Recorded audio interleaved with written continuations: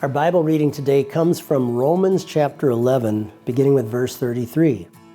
Oh, the depth of the riches, the wisdom, and the knowledge of God! How unsearchable His judgments, and His paths beyond tracing out! Who has known the mind of the Lord, or who has been His advisor?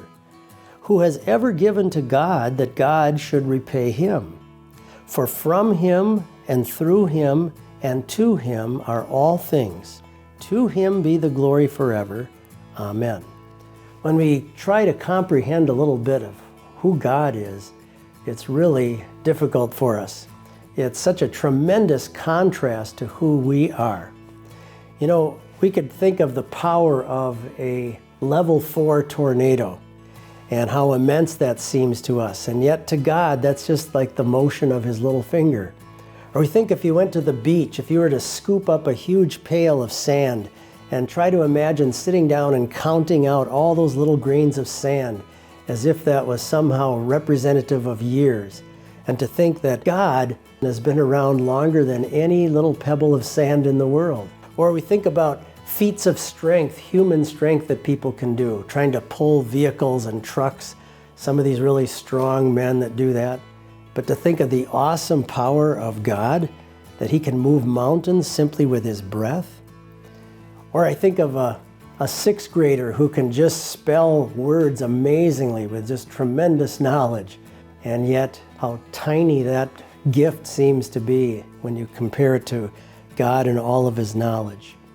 Or the size of the universe, and to think that the earth is so small that we can't even think about how tiny it is and everything else out there. And to God, that's just part of the great expanse of His entire creation. No wonder Paul in the book of Romans says, oh, the depth of the riches, both of the wisdom and the knowledge of God. How unsearchable are His judgments and His ways past finding out. What a contrast between this enormous, immense being, God, and us, frail little human beings.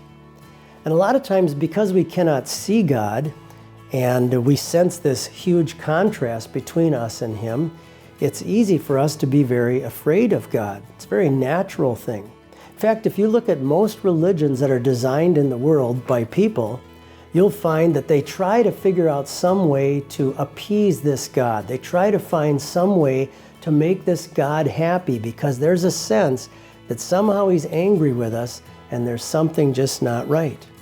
But when we look at biblical Christianity, when we look at how God has designed a religion for us, it's completely the opposite. When He comes and speaks to us, certainly He makes us aware of our sinfulness. But when He comes and speaks to us, it's nothing but His love and His grace and His mercy. It's coming from a completely different perspective. Rather than trying to build a ladder from us up to God to try to reach Him, He has dropped down a ladder through the work of His Son and all the wonderful things that Christ has now come to accomplish for us. And so this enormous God out there has chosen to find you and to find me through the message of the gospel. I remember one of my seminary professors used to say it like this: the plan of salvation, in other words, to get us to heaven, the plan of salvation is so personally designed that even if you were the only person to have ever lived in the world, He still would have carried it out. He still would have sent Christ even if you were the only person that had ever lived. He chose to enter world history for us, become our brother, take all of the guilt of my sin and your sin on Himself when He suffered and died on the cross, to rise again victorious from the grave, and then ascend back up into heaven, and promises to go there to make an amazing place for us.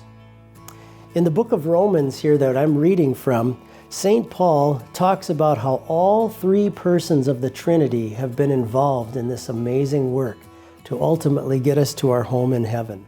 And that's why Paul concludes with these words when we see a reflection of the Trinity. For of Him and through Him and to Him are all things, to whom be glory forever. Amen. The goal of Peace Devotions is to share the peace of Jesus with the world. You can support our ministry by sharing these videos, praying for our pastors, and donating at els.org/donate.